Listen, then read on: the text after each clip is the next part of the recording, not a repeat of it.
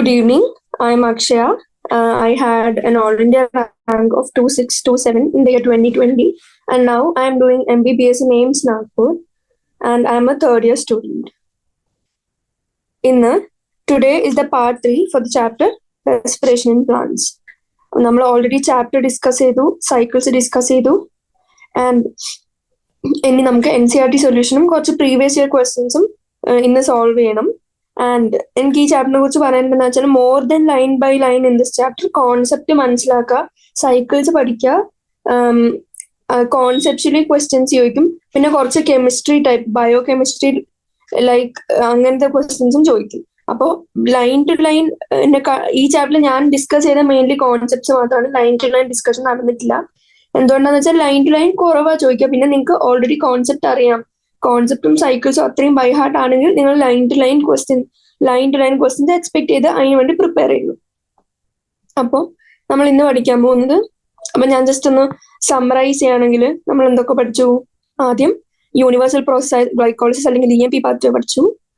അത് കഴിഞ്ഞ് ഫെർമെന്റേഷൻ പഠിച്ചു. അതിന്റെ 2 ടൈപ്സ്, ലാക്ടേറ്റ് ഫെർമെന്റേഷനും ആൽക്കഹോളിക് ഫെർമെന്റേഷനും പഠിച്ചു. എയറോബിക് റെസ്പിറേഷൻ സ്റ്റാർട്ട് ചെയ്ത്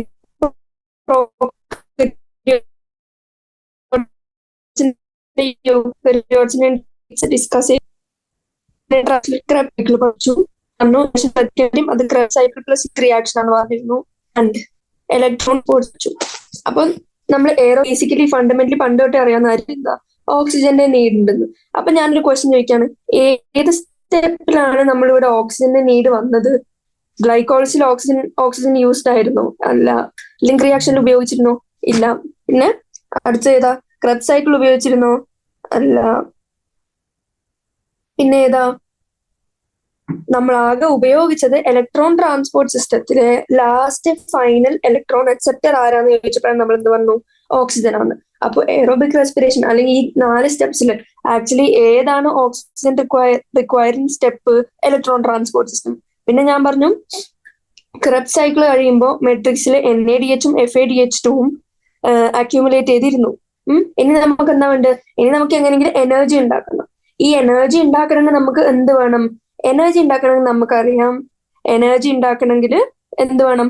ഇലക്ട്രോൺസിന്റെ ട്രാൻസ്ഫർ ത്രൂ ഡിഫറെന്റ് കാരിയേഴ്സ് നടക്കണം. അങ്ങനെ ഇലക്ട്രോൺ ചാടി ചാടി ഒരു കാരിയറിന് മറ്റേ കാരിയറിലേക്ക് പോകുമ്പോൾ എന്ത് സംഭവിക്കും? അങ്ങനെ പോകുമ്പോൾ ആ എനർജി, കുറച്ച് എനർജി കിട്ടും നമുക്ക് ആ ഇലക്ട്രോണിന്റെ ട്രാൻസ്ഫർ കാരണം. ആ എനർജി ഉപയോഗിച്ച് നമ്മളൊരു ഗ്രേഡിയന്റ് ഉണ്ടാക്കാണ്. അതായത് നമ്മൾ എന്തുണ്ടാക്കും? ഒരു ഗ്രേഡിയന്റ്. അതായത് H+ നിന്ന് H+, which is present in NADH and FADH2, which is already in matrix. അതിനെ നമ്മളെടുത്ത് ഇന്റർമെംബ്രേനസ് സ്പേസിലേക്ക് കൊടുത്തു. ഇന്റർമെംബ്രേനസ് സ്പേസിലേക്ക് കൊടുക്കുമ്പോൾ അവിടെ ഒരു ഗ്രേഡിയന്റ് ഉണ്ടാവാണ്, പ്രോട്ടോൺ ഗ്രേഡിയന്റ്. അല്ലെങ്കിൽ ഒരു ഇലക്ട്രോ കെമിക്കൽ ഗ്രേഡിയന്റ് ഉണ്ടാവാം. ആ ഗ്രേഡിയന്റ് നമ്മൾ ബ്രേക്ക് ഡൗൺ ചെയ്യണം. അതായത് കൊണ്ടുപോയ H+നെ തിരിച്ച് നമ്മൾ ഏത് വഴി, ATP സിന്തേസ് അല്ലെങ്കിൽ കോംപ്ലക്സ് 5 വഴി തിരിച്ച് നമ്മൾ ഉണ്ടായിരുന്ന സ്ഥലം അല്ലെങ്കിൽ മെട്രിക്സിലേക്ക് തിരിച്ചു വിടുമ്പോൾ ആ ഗ്രേഡിയന്റ് ബ്രേക്ക് ഡൗൺ ആവും. ആ എനർജി ഉപയോഗിച്ച് അല്ലെങ്കിൽ ആ പ്രോട്ടോൺ മോട്ടീവ് ഫോഴ്സ് ഉപയോഗിച്ച് എന്തുണ്ടാവും? ADP ഫോസ്ഫോറൈലേഷൻ നടന്ന് ATP ഉണ്ടാവും.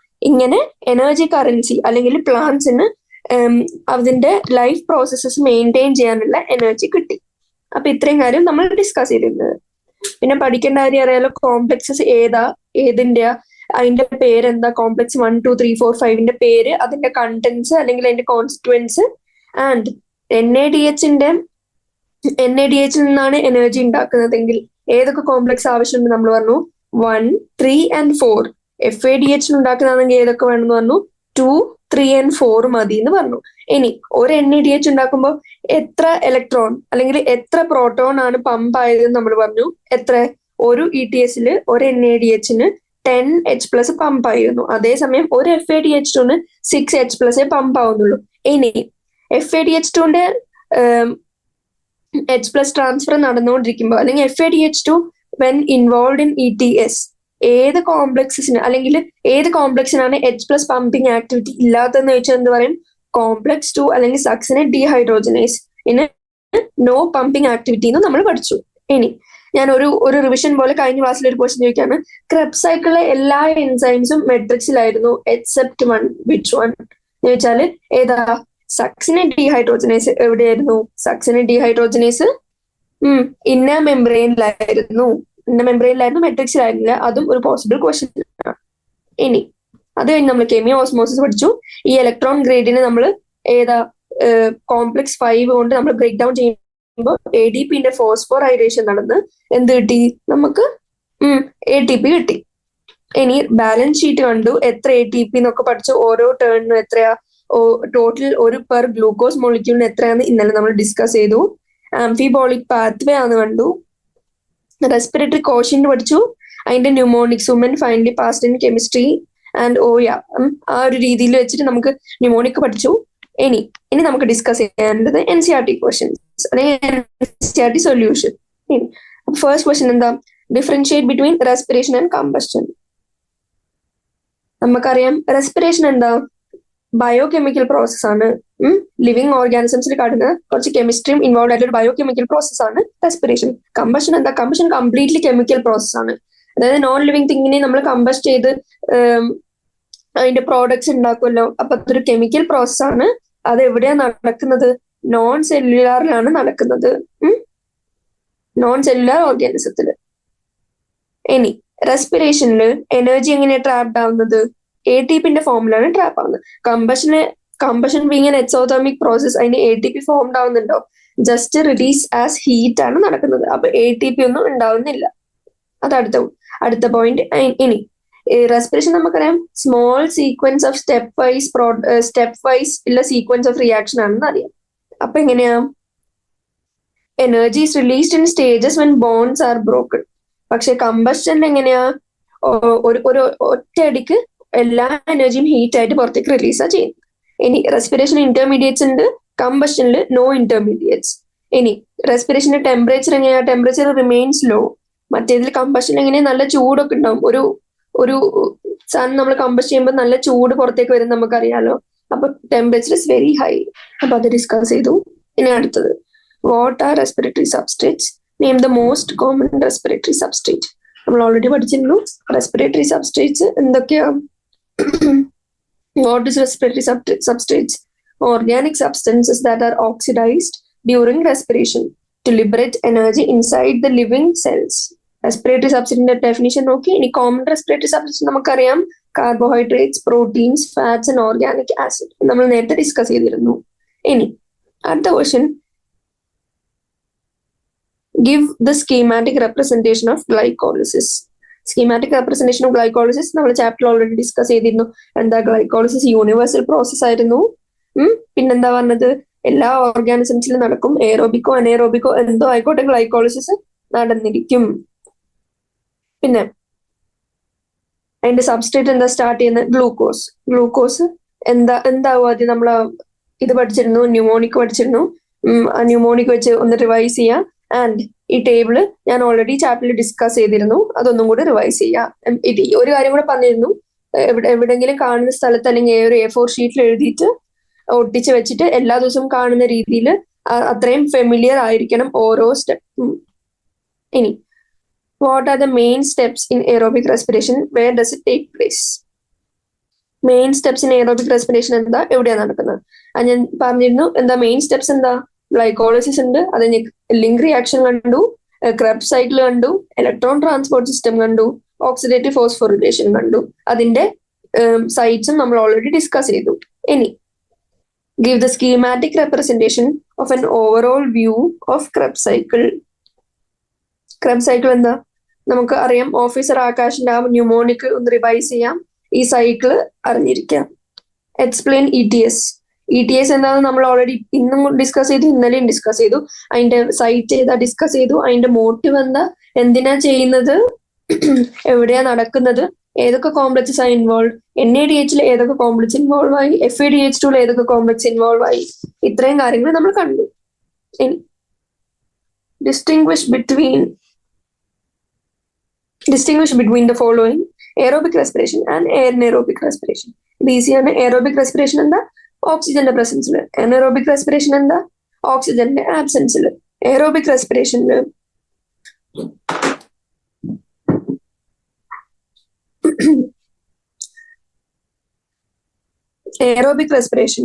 എക്സ്ചേഞ്ച് ഓഫ് ഗ്യാസസ് നടക്കുന്നുണ്ട്. ഏത് തമ്മില്? ഓർഗാനിസും എൻവയൺമെന്റും തമ്മില് എക്സ്ചേഞ്ച് ഓഫ് ഗ്യാസസ് നടക്കുന്നുണ്ട് എയറോബിക് റെസ്പിറേഷനിൽ. പക്ഷെ അനേറോബിക് റെസ്പിറേഷൻ അങ്ങനെ നടക്കുന്നുണ്ടോ? ഇല്ല. ഇനി സൈറ്റ് ഏത് എയറോബിക് റെസ്പിറേഷന്റെ? നമുക്കറിയാം സൈറ്റോപ്ലാസം ആൻഡ് മൈറ്റോകോൺഡ്രിയ. പക്ഷെ അനേറോബിക് റെസ്പിറേഷൻ എങ്ങനെയാ? Only in cytoplasm. And aerobic റെസ്പിറേഷന്റെ എൻ പ്രോഡക്ട്സ് എന്താ? കാർബൺ ഡൈ ഓക്സൈഡും വാട്ടറും. അനേറോബിക്കിന്റെ ഏതാ? കാർബൺ ഡൈ ഓക്സൈഡും എത്തനോളും. ഇതും ഒന്ന് പഠിച്ചു വെക്കാം. ഇനി അടുത്ത question, what are the assumptions made during the calculation of net gain of ATP? ഇത് ഡയറക്റ്റ് അല്ല, കുറച്ച് ചിന്തിക്കേണ്ട ക്വസ്റ്റ്യൻ ആണ്. അപ്പൊ എന്താ അസംഷൻസ്? എന്താ? നമ്മൾ ഓൾറെഡി NCERT ഫസ്റ്റ് ഡിസ്കസ് ചെയ്തപ്പോൾ പറഞ്ഞു, ഗ്ലൈക്കോൾസും ക്രബ്സ് സൈക്കിളും ETSും ഒരു സീക്വൻഷ്യൽ മാനറിലാണ് നടക്കുന്നത് നമ്മൾ അസ്യൂം ചെയ്തിട്ടാണ് net gain of ATP calculate ചെയ്തത്. അല്ലെങ്കിൽ എന്താ, ഗ്ലൈക്കോളിസിസും ക്രബ്സ് സൈക്കിളും ETS എല്ലാം വേറെ വേറെ ആണെന്ന് പറഞ്ഞാൽ നമുക്ക് സീക്വൻഷ്യലി ടോട്ടൽ 38 ATP ആണ് മാക്സിമം ഗെയിൻ എന്ന് നമുക്ക് ഡിസ്കസ് ചെയ്യാൻ പറ്റുമായിരുന്നോ? ഇല്ല. ആൻഡ് പിന്നെന്താ, NADH which is produced during glycolysis enters into mitochondria to undergo oxidative phosphorylation. നമ്മൾ ഓൾറെഡി പറഞ്ഞത് NADH ഉണ്ടായിരുന്നു. അതിനാണ് നമുക്ക് എന്താ യൂക്കറിയോട്ടിൽ സൈറ്റോപ്ലാസിന് NADH അല്ലെങ്കിൽ FADH2 എടുത്തിട്ട് NADH എടുത്തിട്ട് മെട്രിക്സിലേക്ക് കൊടുക്കുമ്പോൾ ട്രാൻസ്പോർട്ടിന് 2 എനർജി എക്സ്പെൻസ് ഉണ്ടെന്ന് പറഞ്ഞിരുന്നു. അത് പറയാൻ കാരണം എന്താ, നമുക്ക് ഇത് ഓൾറെഡി അസ്യൂം ചെയ്ത് വെച്ചതുകൊണ്ടാണ്. അപ്പൊ അത് second assumption. Third assumption, NADH generate ചെയ്യുന്നത് 3 ATP മോളിക്യൂൾസ് ആണെന്നും FADH2 ജനറേറ്റ് ചെയ്യുന്ന 2 മോളിക്യൂൾസ് ATP ആണെന്നും അസ്യൂം ചെയ്തു. ഇനി ലാസ്റ്റ് എന്താ, glucose is assume to be the only substrate. ഇത്രയും നമ്മൾ അസ്യൂം ചെയ്തിട്ടാണ് നെറ്റ് ഗെയിൻ ഓഫ് ATPയുടെ കാൽക്കുലേഷൻ നടത്തിയത്. അടുത്ത question, respiratory pathway is an amphibolic pathway. അതിനെ എക്സ്പ്ലെയിൻ ചെയ്യാം. ആംഫിബോളിക് എന്ന് വെച്ചാൽ എന്താ? കാറ്റബോളിക് പ്ലസ് ആനബോളിക്കിനാണ് ആംഫിബോളിക് എന്ന് പറയുന്നത്. കാറ്റബോളിക് പാത്വേയിൽ എന്താ സംഭവിക്കുക? Substrates are broken down to derive energy. അതാണ് നമ്മൾ ഇതിൽ കാണുന്നത്. എന്താ? കാർബോഹൈഡ്രേറ്റ്സ് ഗ്ലൂക്കോസ് ആയി, ഫാറ്റ്സ് ഫാറ്റി ആസിഡും ഗ്ലിസറോളും ആയി, പ്രോട്ടീൻസ് അമിനോ ആസിഡും ആയി. ആനബോളിക് അല്ലെങ്കിൽ സിന്തറ്റിക് പാത്വേ എന്താ? Respiratory substance are withdrawn to create new substances. Respiratory substance new substance അല്ലെങ്കിൽ ന്യൂ ഇന്റർമീഡിയറ്റ്സ് സിന്തസൈസ്ഡ് ആയതുകൊണ്ടാണ് ഇതിനെ ആനബോളിക് പാത്വേ എന്നും കൂടി വിളിച്ചത്. അതിന്റെ എക്സാമ്പിൾ എന്താ? ഫാറ്റി ആസിഡ് സിന്തസിസിന് സമയത്ത് നമ്മൾ ഓൾറെഡി അസറ്റൈൽ കോഎൻസൈമെ ഉണ്ടായി വന്നത്, അതായത് റെസ്പിറേറ്ററി ഇന്റർമീഡിയറ്റ് ആയ അസറ്റൈൽ കോഎൻസൈമിനെ വിഡ്രോ ചെയ്ത് എന്ത് ചെയ്യും? നമ്മൾ ഫാറ്റി ആസിഡ് സിന്തസിസിന് ഉപയോഗിക്കും. അതുകൊണ്ടാണ് ഇതിനെ ഒരു ആംഫിബോളിക് പാത്വേ അല്ലെങ്കിൽ കാറ്റബോളിക് പ്ലസ് ആനബോളിക് എന്ന് വിളിച്ചത്. Define respiratory quotient, value for fats. ഇത്രയും ചോദിച്ചാൽ നമുക്കറിയാം എന്താ respiratory quotient? CO2 evolved by oxygen consumed. ഇത്രയാണെന്നറിയാം. ആൻഡ് എന്തറിയാം? RQ less than 1 ആണെന്നറിയാം. നമുക്ക് ഫാറ്റോ പ്രോട്ടീനോ ഉപയോഗിച്ചാൽ RQ less than 1 എന്നറിയാം. ആൻഡ് ട്രൈപാമിറ്റിനെ എത്രയാ നമ്മൾ പഠിച്ചിരുന്നു? ഒരു എക്സാമ്പിൾ പോലെ ട്രൈപാമിറ്റിന്റെ 0.7 പഠിച്ചിരുന്നു. 0.07 ആണോ? അല്ല. ഓപ്ഷൻ കണ്ട കൺഫ്യൂസ്ഡ് അവരുടെ 0.7 ആണ്. And next question, what is oxidative phosphorylation? Oxidative phosphorylation നമ്മൾ ഓരോ സൈക്കിൾ ഡിസ്കസ് ചെയ്തപ്പോഴും പറഞ്ഞിരുന്നു. എന്താ? ATP ഇനോർഗാനിക് ഫോസ്ഫേറ്റ് വെച്ച് ഫോസ്ഫോറൈലേറ്റ് ചെയ്ത് ATP ആവുന്ന പ്രോസസ്സിനെയാണ് നമ്മൾ ഓക്സിഡേറ്റീവ് ഫോസ്ഫോറിലേഷൻ നടക്കുന്നത്. ഇത് ഏതിലാണ് നടക്കുന്നത്? ഇലക്ട്രോൺ ട്രാൻസ്പോർട്ട് സിസ്റ്റത്തിൽ നടക്കുന്നുണ്ട്. ഇനി ഫോസ്ഫോറിലേഷൻ നടക്കുന്ന എക്സാക്ട് സൈറ്റ് എന്താ? ഇന്നർ മൈറ്റോകോൺഡ്രിയൽ മെംബ്രെയിൻ വയ ATP സിന്തറ്റേസ് കോംപ്ലക്സ്. അതിനെയാണ് നമ്മൾ കെമി ഓസ്മോസിസ് എന്നും കൂടി വിളിച്ചത്. അപ്പൊ അത് ഡിസ്കസ് ചെയ്തു. In next question, what is the significance of step vice release of energy in respiration? എന്താ? നമുക്കറിയാം സീക്വൻഷ്യൽ സ്റ്റെപ്പ് വൈസ് രീതിയിലാണ് കുറച്ച് എനർജി, അല്ലാണ്ട് എല്ലാം സിംഗിൾ സ്റ്റെപ്പിൽ ഒരുമിച്ചുള്ള റിലീസ് അല്ല. അതിന്റെ സിഗ്നിഫിക്കൻസ് എന്താ? During respiration single molecule of glucose is disintegrated to generate carbon dioxide and water which releases ATP molecules.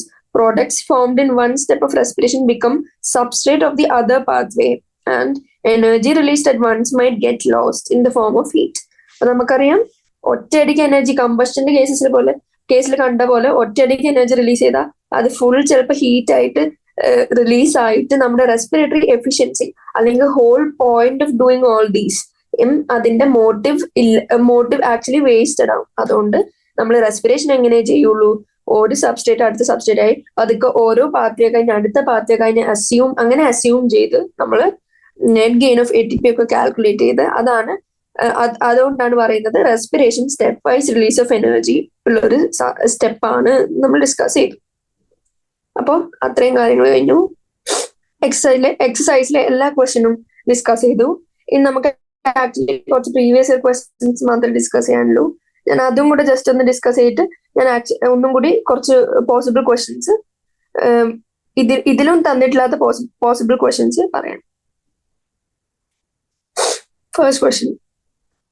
All the enzymes of TCA cycle are located in the mitochondrial matrix except one, which is located in inner mitochondrial membranes in eukaryotes and in cytosol in prokaryotes. This enzyme is ഈ ചാപ്റ്ററിന്റെ പഠിപ്പിക്കുന്ന പ്രോസസ്സിൽ ഞാൻ 5 പ്രാവശ്യമെങ്കിലും ഇതിന്റെ answer പറഞ്ഞിട്ടുണ്ടാവും. എന്താ?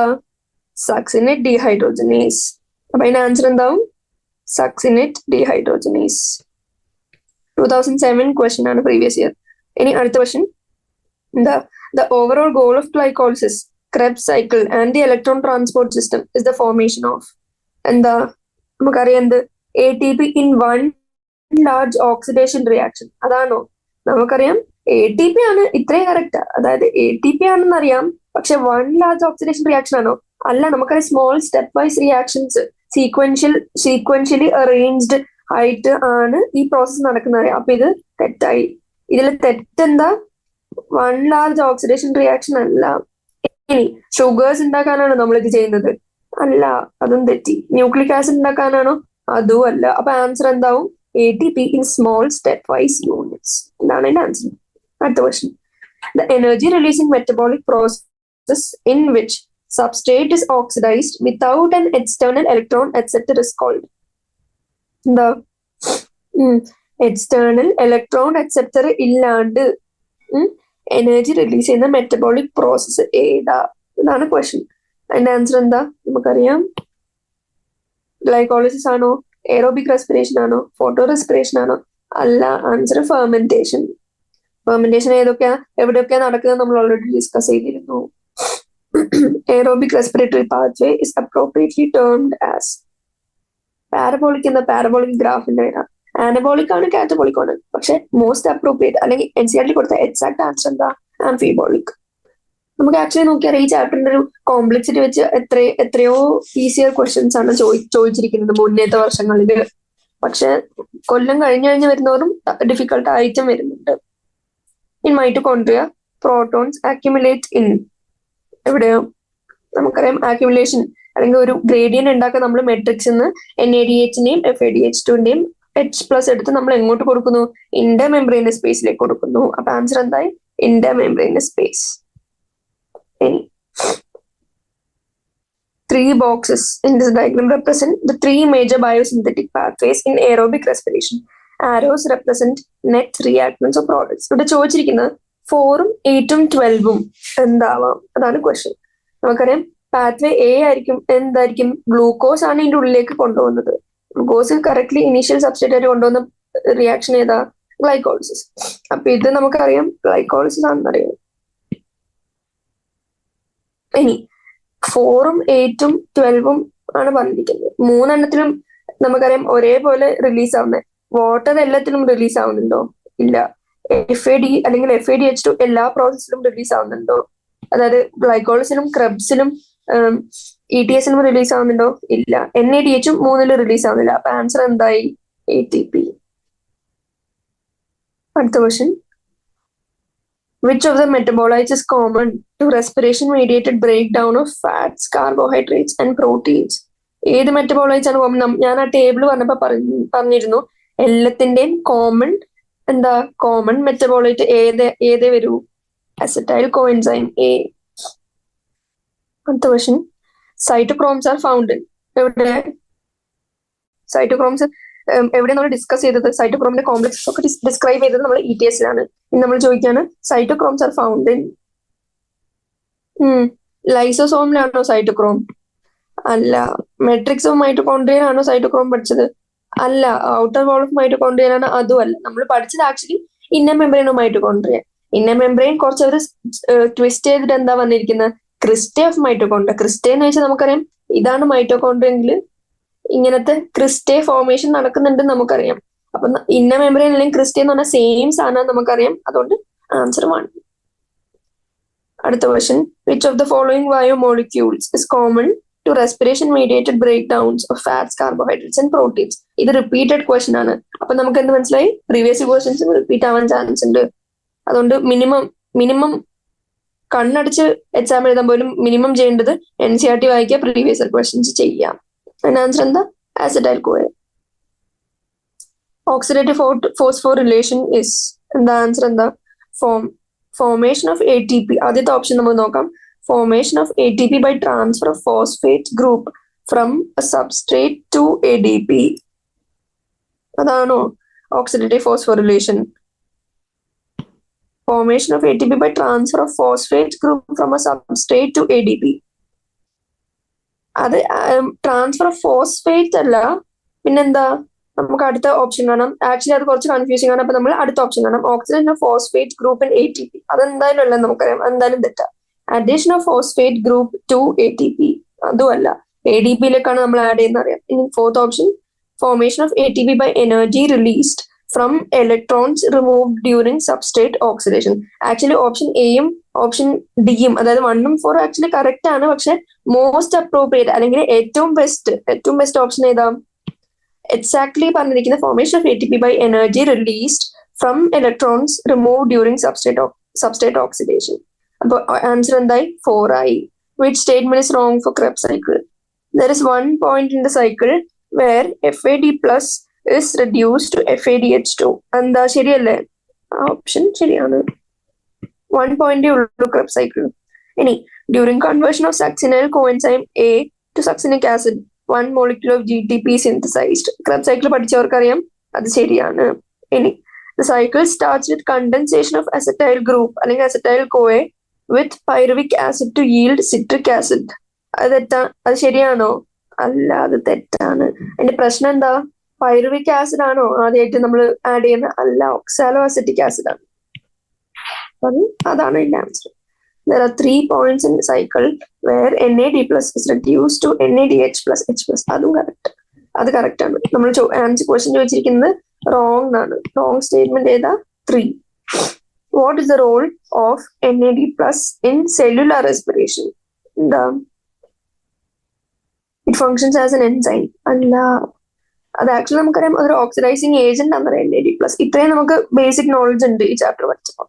It functions as an electron carrier ആണ്. Electron carrier ആണ്. റെഡ്യൂസ്ഡ് കോഎൻസൈമിന്റെ ഫംഗ്ഷൻ എന്താ? ഇലക്ട്രോൺ ക്യാരി ചെയ്യാന്നുള്ളതല്ലേ? ആ ഇലക്ട്രോൺ കാരിയർ ആയതുകൊണ്ടാണ് അതിനെ സർക്കുലേറ്റ് ചെയ്ത് നമുക്ക് എന്ത് കിട്ടുന്നത്? എനർജി അല്ലെങ്കിൽ ATP കിട്ടുന്നത്. It is a nucleotide source for ATP synthesis. പൊട്ടത്തെറ്റ്. It is a final electron acceptor for anaerobic respiration. അതും തെറ്റ്. Electron acceptor for anaerobic respiration ETS ആകെ നടക്കുന്ന എയറോബ്സിനാണ്. പിന്നെ അനേറോബിക്കിൽ എവിടുന്ന ഇലക്ട്രോൺ അക്സെപ്റ്റ് ചെയ്യേണ്ടത്? Which of these statements is incorrect? Enzymes of TCA cycle are present in mitochondrial matrix. Just vaguely പറഞ്ഞാല് ഇത് ആക്ച്വലി കറക്റ്റ് ആണ്, പക്ഷെ എക്സെപ്ഷൻ ഉണ്ട്. അതുകൊണ്ട് എക്സെപ്ഷൻ വെച്ച് തെറ്റാന്ന് പറയാൻ കാര്യം, കാരണം all enzymes of TCA cycle ഇവർ ക്ലെയിം ചെയ്തിട്ടില്ല. അപ്പൊ ജസ്റ്റ് നമുക്ക് ട്രൂ ഇട്ട് കൊടുക്കാം. ഇനി glycolysis occurs in cytosol. Correct ആണ്. സൈറ്റോസോൾ ഏതിലാണ്? അനേറോബ്സിൽ ഗ്ലൈക്കോളിസിസ് സൈറ്റോസോളിൽ നടക്കുന്നുണ്ട്. അപ്പൊ അതും കറക്റ്റ് ആണ്. Glycolysis operates as long as it is supplied with NAD that can pick up hydrogen atoms. Correct ആണ്. നമുക്കറിയാം അതിന്റെ NAD as much as it is supplied with NAD which can pick up hydrogen atom. നമ്മൾ already പഠിച്ച reduced കോഎൻസൈംസും കോംപ്ലക്സസും കണ്ടപ്പോൾ hydrogen ആറ്റംസിന്റെ അറേഞ്ച്മെന്റും pumping ഒക്കെ നമ്മൾ already discuss ചെയ്തിരുന്നു. ഇനി fourth option, oxidative phosphorylation takes place in outer mitochondrial membrane. തെറ്റ്. Outer ആണോ? അല്ല, ഇന്നർ മൈറ്റോകോൺഡ്രിയൽ മെംബ്രെയിൻ. അപ്പൊ ആൻസർ എന്തായി? 4. Conversion of glucose to glucose 6-phosphate. The first irreversible reaction of glycolysis is catalyzed by table പഠിച്ചിരിക്കാം. Answer എന്താ? Hexokinase. Where is respiratory electron transport system ETS located in plants? Direct question. Inner mitochondrial membrane. അടുത്ത question respiratory quotient value of tripalmitin. ഇത് ഞാൻ പറഞ്ഞ ഏതാ? നമുക്ക് ചിലപ്പോൾ കാണുമ്പോൾ തോന്നും 0.07 ആണ്. നമ്മൾ പക്ഷെ നല്ലോണം പഠിച്ചു കുഞ്ഞിക്കറിയാം. ആൻസർ എന്താ? 0.7. ഇനി number of substrate level phosphorylations in 1 turn of citric acid cycle. ഒരു ടേൺ ഓഫ് സിട്രിക് ആസിഡ് സൈക്കിളിൽ എത്ര സബ്സ്ട്രേറ്റ് ലെവൽ ഫോസ്ഫോറിലേഷൻ? നമ്മൾ ഡിസ്കസ് ചെയ്ത് പറഞ്ഞു. ഓർത്ത് വെക്കാൻ SSS. അതായത് സക്സിനൈൽ കോഎൻസൈം സക്സിനിക് ആസിഡ് ആവുന്ന റിയാക്ഷൻ ആണ് GTP ഉണ്ടാവുന്നത്. അതാണ് substrate level phosphorylation. S stands for succinyl coenzyme. അടുത്ത S എന്താ? Succinic acid. ഇത് ES എന്താ? Substrate level phosphorylation. അപ്പൊ എത്രേ നടക്കുന്നുള്ളൂ? ഒരൊറ്റൊന്ന്.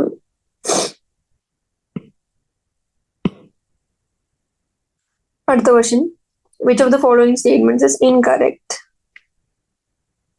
Both ATP and NADPH plus H plus are synthesized during non-cyclic photophosphorylation.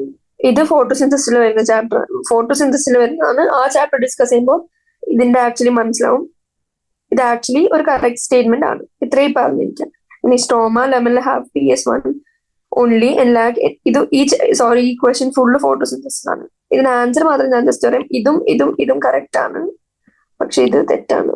അപ്പൊ ആൻസർ എന്തായി? 4. Which of the following statements is incorrect? During aerobic respiration, role of oxygen is limited to terminal stage. നമുക്കറിയാം final electron acceptor ആണ്. അപ്പൊ അത് ശരിയാണ് നമുക്കറിയാം. ഈ TCയിൽ 1 molecule of NADH plus H plus gives rise to 2 ATP molecules and 1 FADH to give rise to 3. ഇത് അങ്ങോട്ടും ഇങ്ങോട്ടും മാറിപ്പോയി. NADH 3 FADH 2. അപ്പൊ അത് തെറ്റിപ്പോയി. അപ്പൊ അതാണ് answer. ATP synthesized through complex 5. Correct ആണ്. കോംപ്ലക്സ് 5 അല്ലെങ്കിൽ അഥവാ ATP സിന്തേസ് വെച്ചാണ് ATP സിന്തസൈസ്ഡ് ആവുന്നത്. ഫൈനൽ കെമി ഓസ്മോസിൽ നമ്മൾ ഡിസ്കസ് ചെയ്തു. Oxidation reduction reactions produce proton gradient in respiration. Of course yes, അതും ശരിയാണ്. അപ്പൊ നമ്മള് ഈ ചാപ്റ്ററിന് പണ്ടോട്ട് ചോദിച്ചിരിക്കുന്ന ഒരു 20 ക്വസ്റ്റ്യൻസ് ഡിസ്കസ് ചെയ്തു. ഇനി ഞാൻ ഒന്നും കൂടി ചാപ്റ്റർ ജസ്റ്റ് റിവൈസ് ചെയ്ത് നമുക്ക് ഇത് എൻഡ് ചെയ്യാം. ഞാൻ NCERT കൊടുക്കാത്ത പക്ഷെ ചോദിക്കാൻ സാധ്യതയുള്ള ചില ക്വസ്റ്റ്യൻസ് സൈഡിൽ എഴുതിയിടാം. അത് നിങ്ങൾ നിങ്ങളുടെ നോട്ട്സിലോ അല്ലെങ്കിൽ NCERT സൈഡിലോ ആഡ് ചെയ്ത് വെച്ചോളാം. ആദ്യം എനിക്ക് പറയാനുള്ളത്, നമ്മൾ പറഞ്ഞിരുന്നു ഇതൊരു ആനബോളിക് പ്രോസസ്സും കൂടി ആണെന്ന് പറഞ്ഞു. കാരണം സിന്തസിസ് നടക്കുന്നുണ്ട്. കാരണം ഇതിന്റെ ചില സാധനങ്ങളുടെ ഇന്റർമീഡിയറ്റ്സ് വേറെ പല സാധനങ്ങളുടെ സിന്തസിസ് നടക്കുന്നുണ്ട്. അതിന്റെ എക്സാമ്പിൾ അല്ലെങ്കിൽ കുറച്ച് extra yielding question point of വ്യൂവിൽ നോക്കുകയാണെങ്കിൽ നമുക്ക് പറയാൻ പറ്റും. ഞാനിവിടെ സൈഡിൽ എഴുതി വെക്കാം, അത് പഠിച്ചു വെച്ചോളാം. അസറ്റൈൽ കോഎൻസൈം എന്തിന്റെ ഒക്കെ സിന്തസിസിന് ഉപയോഗിക്കുന്നുണ്ട്? കരോട്ടിനോയിഡ്സ്, ടെർപീൻസ്, ഗിബറലിൻസ്. ഇത് അറിയണമെങ്കിൽ എന്താ ചെയ്യാ? ഇത് നമ്മുടെ ഇതിനൊക്കെ കുറിച്ച് അപ്പൊ നമ്മൾ ഇത് ഓൾറെഡി ഡിസ്കസ് ചെയ്യും.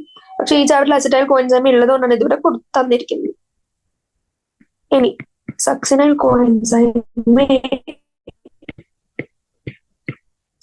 കോഎൻസൈമിൽ എന്തൊക്കെ ഉണ്ടാക്കാം? Chlorophyll, cytochromes.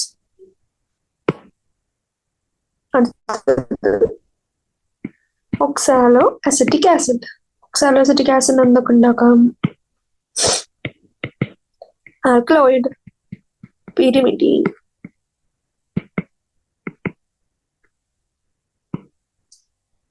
ഇനി ആൽഫ കീറ്റോ ഗ്ലൂട്ടാരിക് ആസിഡ്. ഇതിൽ നിന്നൊക്കെ ഉണ്ടാക്കാം?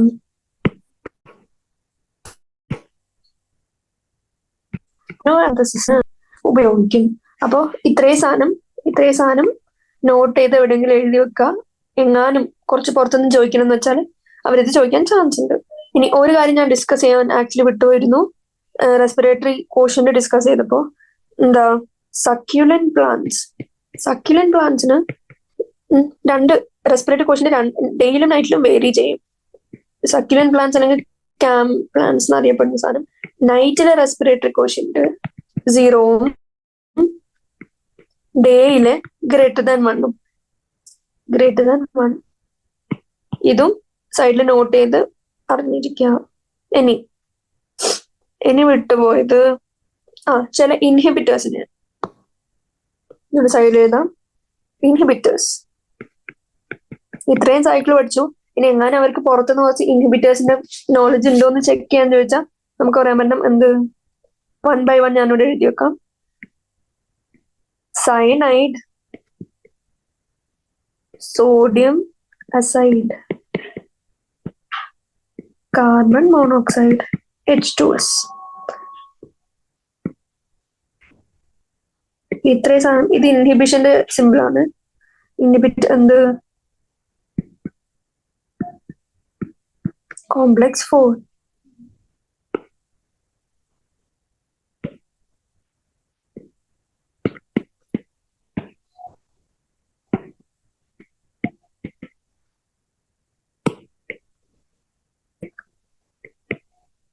കോമ്പറ്റിറ്റീവ് ഇൻഹിബിഷൻ ഏതിന്? സക്സിനേറ്റ് ഡീഹൈഡ്രോജനേസിനെ കോമ്പറ്റിറ്റീവ്ലി ഇൻഹിബിറ്റ് ചെയ്യും. മാലോനേറ്റ് അല്ലെങ്കിൽ മാലോണിക് ആസിഡ്. അടുത്ത പോയിന്റ് ഡൈനൈട്രോഫിനോൾ. ഇതിന് DNP എന്നും തരാം. ഇതെന്തിനെ ഇൻഹിബിറ്റ് ചെയ്യും?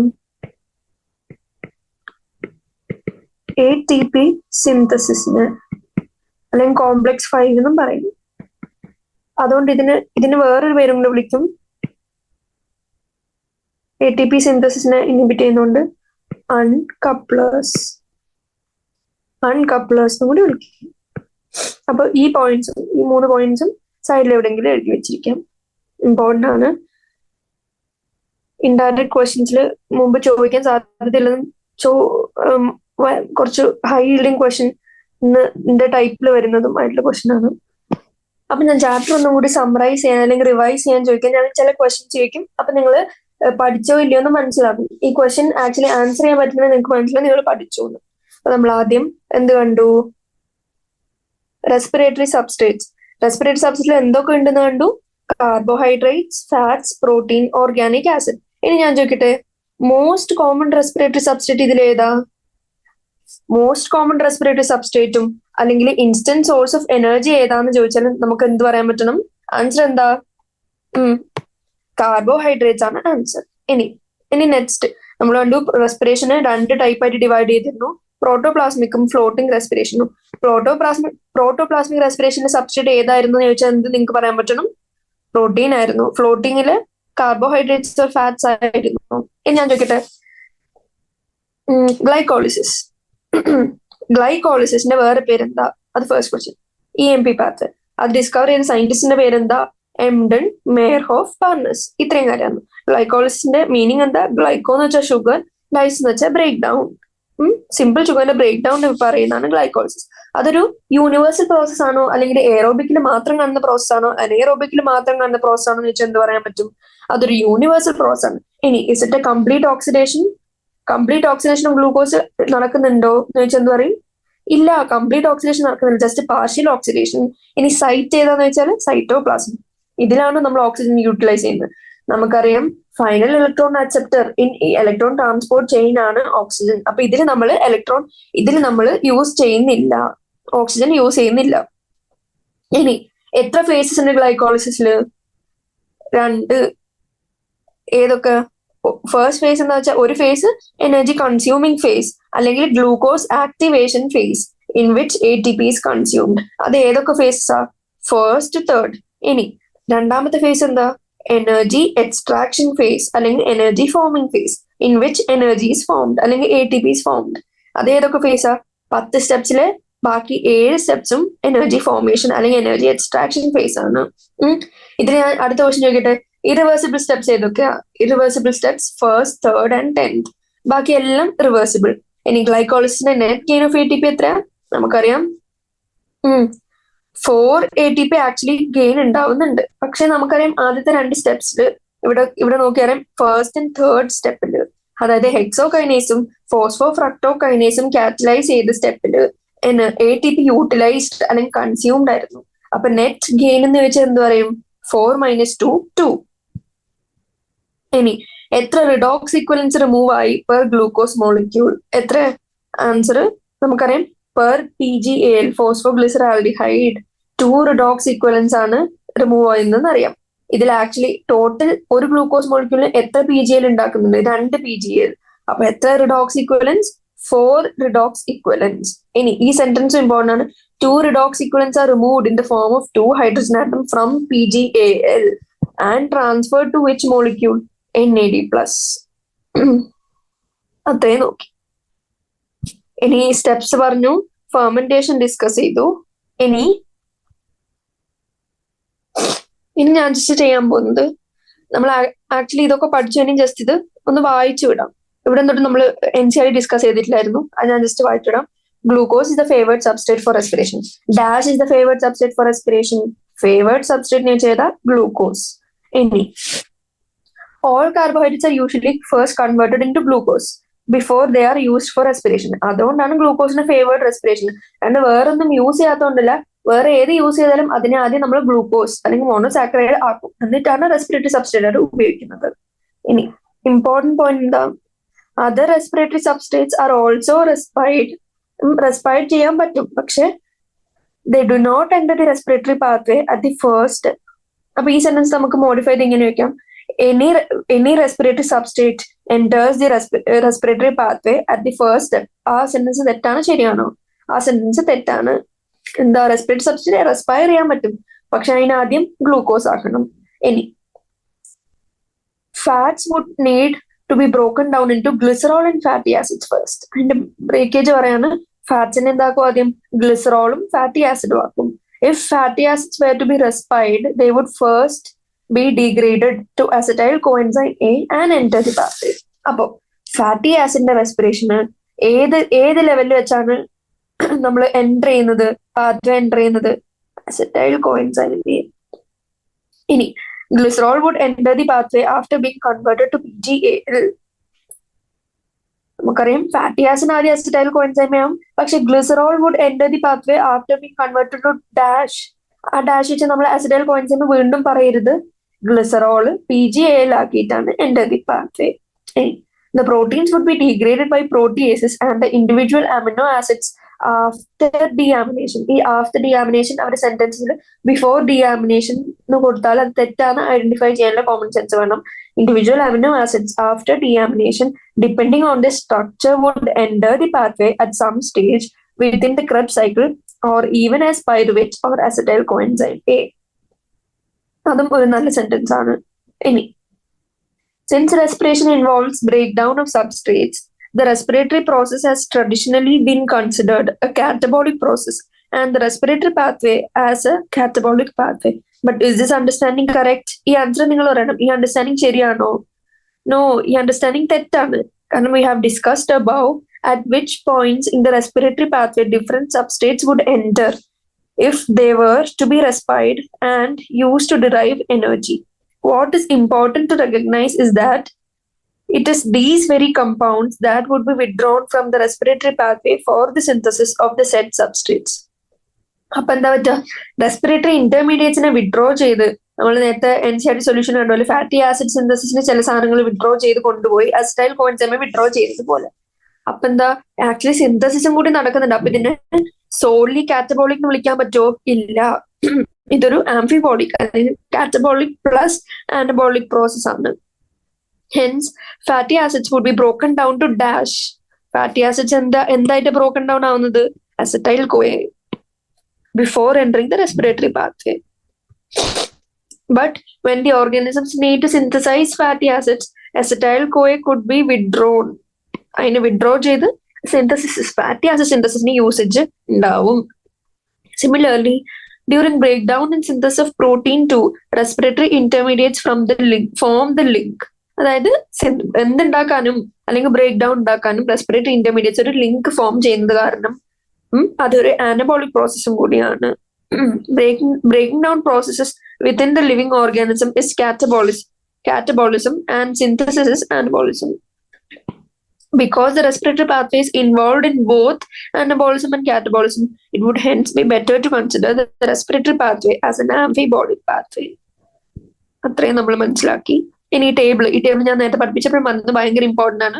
ഫാറ്റ്സിനെ ആദ്യം ഫാറ്റി ആസിഡും ഗ്ലിസറോളും ആക്കി, കാർബോഹൈഡ്രേറ്റ്സിനെ ബ്രേക്ക് ഡൗൺ ചെയ്ത് simple sugars for example glucose ആക്കി, പ്രോട്ടീൻസിനെ അമിനോ ആസിഡ് ആക്കി. ഇനി ഞാൻ ചോദിക്കട്ടെ, അമിനോ ആസിഡ് പാത്വേയിൽ എൻ്റർ ചെയ്യുന്ന കോമൺ പാത്വേയിൽ എൻ്റർ ചെയ്യുന്ന ഏതിന്റെ formula? Amino acid enters pyruvic acid. ഈ ആരോ ചെന്നെത്തുന്ന പൈറുവിക് ആസിഡ് ആണ്, ഇവിടെ അല്ല. അത് നോട്ട് ചെയ്തു. പിന്നെ ഫാറ്റി ആസിഡും ഗ്ലിസറോളും ഏത് ലെവലിലാ? അസറ്റൈൽ കോയിന്റെ ലെവലിലാന്ന് കണ്ടു. ഇനി ഈ ഡയഗ്രാം ഒരു ക്വസ്റ്റ്യനിൽ ഒരു പോസിബിൾ ക്വസ്റ്റ്യൻ ആണ്. ഈ ഡയഗ്രാം ഫുൾ തന്നിട്ട് ഡാഷ് ഡാഷ് അല്ലെങ്കിൽ ഇങ്ങനെ ഓരോ സെന്റൻസസും ഗ്ലിസറോൾ ഏത് ലെവലിൽ എൻ്റർ ചെയ്യുന്നതാണ് നമുക്ക് പറയാൻ പറ്റണം. PGAL അല്ലെങ്കിൽ DHAPന്റെ ലെവലിലാണ്. ഇനി ക്രെബ്സ് സൈക്കിൾ തന്നു. ഇതിനെ നമ്മൾ മായ്ച്ചു കളഞ്ഞ് ഇത് ഐഡന്റിഫൈ എന്ന് ചോദിച്ചാൽ നമുക്ക് പറയാൻ പറ്റണം CO2 H2O ആണ്. നമ്മൾ ആക്ച്വലി ഈ ഡയഗ്രാം ശ്രദ്ധിച്ചില്ലെങ്കിൽ നമ്മൾ ചിലപ്പോൾ ഇനി ATP ആണോ അങ്ങനെയൊക്കെ കൺഫ്യൂസ്ഡ് ആവും. അപ്പൊ നമ്മൾ ഡയഗ്രാം കണ്ടപ്പോൾ മനസ്സിലായി എന്താ CO2 H2O ആണ്. CO2 H2O എന്താ? കംപ്ലീറ്റ് ഓക്സിഡേഷൻ കഴിഞ്ഞ് ഫൈനൽ പ്രോഡക്റ്റ് CO2 H2O ആണ് അവിടെ എഴുതേണ്ടത്. ഇനി റെസ്പിറേറ്ററി കോഷ്യന്റ് പറഞ്ഞിരുന്നു volume of CO2 evolve by volume of oxygen consumed. ഈ CO2നെയും ഓക്സിജനെയും നോട്ട് ചെയ്യുക, ഇവോൾവ്ഡിനെയും കൺസ്യൂംഡിനെയും നോട്ട് ചെയ്യുക. അങ്ങോട്ടും ഇങ്ങോട്ടും തിരിച്ചു വെച്ചാൽ കൺഫ്യൂസ്ഡ് ആവാണ്ടിരിക്കുക. ഈ ഫോമുല പഠിക്കുക. റെസ്പിറേറ്ററി കോഷ്യന്റ് അറിയാം, ഇത് എങ്ങനെയാ കിട്ടിയതെന്നും പറയാ. ഫാറ്റി ആസിഡ് ട്രൈപാമിറ്റിൻ ഈ ഇക്വേഷൻ ഒരു പ്രാവശ്യം ചോദിച്ചിട്ട് if this is the right or wrong statement ചോദിച്ചിരുന്നു. അതിൽ ഈ ട്രൈപാമിറ്റിന്റെ ഈ ഫോമുല തെറ്റിച്ചു കൊടുത്തിരുന്നു. അപ്പൊ നമുക്ക് മനസ്സിലായി ആ ഫോമുല ഇമ്പോർട്ടന്റ് ആണ്. പിന്നെ ഈ നമ്പർ 145O2 ബാലൻസിങ് പറഞ്ഞിരിക്കണം. എനർജി ഇപ്പുറത്തെ സൈഡിലാണ്, ഇപ്പുറത്തെ ലെഫ്റ്റ് സൈഡിലല്ല എന്ന് പറഞ്ഞിരിക്കണം. ഒരു സെന്റൻസ് ചോദിക്കാം, identify the correct or wrong statement. Pure proteins or fats can be used as respiratory substrates. അത് ശരിയാണോ തെറ്റാണോ? തെറ്റാണ്. കാരണം ഇവിടെ NCL ക്ലിയർ ആയി കൊടുത്തിട്ടുണ്ട് pure proteins or fats are never used as respiratory substrates. അതും ഒരു പോസിബിൾ ക്വസ്റ്റ്യൻ. ഇനി സമ്മറി ഡിസ്കസ് ചെയ്യുകയാണെങ്കിൽ plants unlike animals have no special systems. അത് ആദ്യമേ നമ്മൾ ഡിസ്കസ് ചെയ്തിരുന്നു. സ്പെഷ്യൽ സിസ്റ്റംസ് ഒന്നുമില്ല. അവർ ആക്ച്വലി ഗേഷ്യസ് എക്സ്റ്റൻ നടക്കുന്നത് ഡിഫ്യൂഷൻ വഴിയാണ്. And almost all living cells in a plant have their surfaces exposed to air. അതുകൊണ്ട് അവനവന്റെ ഈച്ച് പാർട്ട് അതിൻ്റെതായ കാര്യം നോക്കി നടത്തും. അപ്പോൾ ട്രാൻസ്പോർട്ട് ഓഫ് ഓക്സിജൻ അല്ലെങ്കിൽ ഗ്യാസിന്റെ ട്രാൻസ്പോർട്ടിന്റെ ആവശ്യമില്ല. അതുകൊണ്ട് തന്നെ സ്പെഷ്യൽ സിസ്റ്റംസിന്റെ ആവശ്യം ഇല്ല. Breaking down of CC bonds of complex organic molecules by oxidation cells leading to the release of lot of energy is called cellular respiration. What is the favored substrate for respiration? Glucose is the favored substrate. Fats and proteins can also be broken down to yield energy. The initial stage of cellular respiration takes place in dash. എവിടെയാ? Clearly കൊടുത്തിട്ടുണ്ട് സമ്മറിയിൽ, cytoplasm. Initial stage ഏതെവരെ main ചെയ്യുന്ന cellular റെസ്പിറേഷനിൽ? Glycolysis being the universal process, അതാണ് main ചെയ്തത്. ഇനി each glucose molecule is broken through a series of enzyme catalyzed reactions into 2 molecules of pyruvic acid. എത്ര മോളിക്യൂൾസ് കിട്ടി? into dash molecules of dash എന്ന് വെച്ചാൽ നമ്മൾ പറയുന്നത് 2 molecules of pyruvic acid ആണ്. ഈ ഈച്ചും നോട്ട് ചെയ്യുക, each glucose molecule. ഇനി this process called glycolysis. The fate of the pyruvate depends on what dash and dash. Note നമ്മൾ എന്താ പറയും? Fate of pyruvate. ഈ പൈറുവേറ്റിന് അനേറോബിക് നടക്കണോ എയറോബിക് നടക്കണോ എന്ന് ഏത് 2 കാര്യത്തിലാണ് ഡിപ്പെൻഡ് ചെയ്യുന്നത്? ഓക്സിജൻ ഉണ്ടോ ഇല്ലയോ, availability of oxygen, and if the organism can take up oxygen or not. Aerobic ആണോ അനേറോബിക് ആണോ ഓർഗാനിസം. പിന്നെ ഓക്സിജൻ എൻവയൺമെന്റിൽ ഉണ്ടോ യൂട്ടിലൈസബിൾ ഫോമില് അല്ല ഇല്ലയോ. അപ്പോൾ ആ കാര്യം പഠിച്ചു. Fate of the pyruvate depends on dash and dash, availability of oxygen and organism. ഇനി under anaerobic conditions either lactic acid fermentation or alcoholic fermentation occurs. അത് നമുക്കറിയാം അനേറോബിക്കില് ഏതൊക്കെയാ നടക്കുന്ന ഫെർമെന്റേഷൻ ആണ്, either lactic acid or alcohol fermentation. ഇനി fermentation takes place under anaerobic conditions in many prokaryotes, unicellular eukaryotes and in germinating seeds. അതും important ആണ്. എന്ത് fermentation anaerobic കണ്ടീഷൻസിൽ നടക്കുന്നതിന്റെ example പ്രോകരിയോട്ടിൽ നടക്കാം, യൂണിസെല്ലുലാർ യൂകരിയോട്ടിൽ നടക്കാം, ജെർമിനേറ്റിംഗ് സീഡ്സിൽ നടക്കാം. ഇനി ഇൻ യൂകരിയോട്ടിക് ഓർഗാനിസം ത്തില് എന്താ aerobic respiration occurs in presence of oxygen അതറിയാം. Pyruvic acid is transported into mitochondria where it is converted into acetyl-CoA with the release of CO2. Acetyl-CoA then enters the tricarboxylic acid pathway or Krebs cycle operating in the matrix of mitochondria. NADH plus H plus and FADH2 are generated in the Krebs cycle. The energy in these molecules as well as that in the NADH plus H plus synthesized during glycolysis are used to synthesize ATP. This is accomplished through a system of what? System of electron carriers called ETS located where? In the inner membrane of mitochondria. And the electrons, as they move through the system, release enough energy that are trapped to synthesize ATP. This is called oxidative phosphorylation. ഒരു question നമ്മൾ previously discuss ചെയ്തപ്പോൾ പറഞ്ഞിരുന്നു oxidative phosphorylation first നമ്മൾ പറയുന്നത് formation of direct. നമുക്ക് actually വായിക്കും ശരിയാന്ന് തോന്നുന്നു. എന്താ ഓക്സിഡേറ്റീവ് ഫോസ്ഫോറിലേഷൻ? എന്താ phosphorylation of ADP into ATP എന്നാണ് ഡയറക്ട്ലി പറഞ്ഞത്, ഫോസ്ഫേറ്റിന്റെ ട്രാൻസ്ഫർന്ന്. പക്ഷെ നമ്മൾ ടിക്ക് ചെയ്ത ആൻസർ എന്താ? ഇലക്ട്രോൺസിന്റെ ട്രാൻസ്ഫർ എന്നുള്ള ഓപ്ഷൻ, അതായത് ഓപ്ഷൻ D ആണ് നമ്മൾ ടിക്ക് ചെയ്തത്. എന്നൊന്നുകൂടി കാണിച്ചു തരാം അത്. ഈ question oxidative phosphorylation is formation of ATP by energy released from electrons removed during substrate oxidation. ഇത് ആക്ച്വലി മോസ്റ്റ് അപ്രോപ്രിയേറ്റ് അല്ല, 1 അല്ല 4 ആണ് ആൻസർ എന്ന് പറയാൻ കാരണം എന്താ? സമ്മറിയിലെ ഈ സെന്റൻസ് സമ്മറി വായിച്ചൊരാൾക്ക് ഇത് ഈസിലി ആൻസർ ചെയ്യാൻ പറ്റും. Electrons as they move through the system release enough energy that are trapped to synthesize ATP. This is called oxidative phosphorylation. In this process, oxygen dash is the ultimate acceptor of electrons. Oxygen is the ultimate acceptor of electrons and it gets reduced to what? Answer in the water. Any respiratory pathway is amphibolic. I'll both anabolism and catabolism ഉണ്ട്. Any respiratory quotient depends upon the type of respiratory substance used during respiration. അപ്പോൾ ഇത്രയും പറഞ്ഞുകൊണ്ട് ഞാൻ ഈ chapter discussion end ചെയ്യാണ്.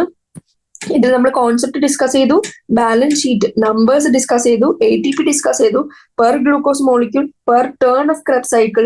ഇതൊക്കെയാണ് important terms. അതായത് ആ ടേം ക്വസ്റ്റ്യനിൽ കണ്ടാൽ നമ്മൾ കൺഫ്യൂസ്ഡ് ആവും, അല്ലെങ്കിൽ ഇഗ്നോർഡ് ആവും. പക്ഷെ ഇഗ്നോർ ചെയ്യരുത്. കാരണം എന്താ? പെർ ടേൺ ആണോ, പെർ ക്രെബ്സ് സൈക്കിൾ ആണോ, അല്ല ടോട്ടൽ പെർ ഗ്ലൂക്കോസ് മോളിക്യൂൾ ആണോ, എത്ര ടേൺസിനാണ് ചോദിക്കുന്നതെന്നൊക്കെ നമ്മൾ അറിഞ്ഞിരിക്കണം. അപ്പോൾ that ends our discussion. Part 1, 2 and 3 of the chapter respiration in plants. Important chapter ആണ്. മാക്സിമം ക്വസ്റ്റ്യൻസ് സോൾവ് ചെയ്യുക. പ്രീവിയസ് ഇയർ ക്വസ്റ്റ്യൻ നമ്മളിവിടെ ഡിസ്കസ് ചെയ്തിട്ടുണ്ട് along with NCERT solution. NCERT വായിക്കുക. ആ സൈക്കിൾസ് എല്ലാ ദിവസവും പറ്റുമെങ്കിൽ എല്ലാ ദിവസവും റിവൈസ് ചെയ്യുക. ഈ ട്രാൻസ്പോർട്ട് സിസ്റ്റത്തിലെ കോൺസ്റ്റിറ്റ്യുവൻസ് കോംപ്ലക്സസ്, എത്ര എനർജി റിലീസ്ഡ്, അല്ലെങ്കിൽ എത്ര പ്രോട്ടോൺസ് പംപ്ഡ് പെർ സൈക്കിൾ, അല്ലെങ്കിൽ പെർ NADH അല്ലെങ്കിൽ പെർ FADH2, അത് എത്രയാണെന്ന് അറിഞ്ഞിരിക്കുക. This ends our discussion. Happy studying and thank you.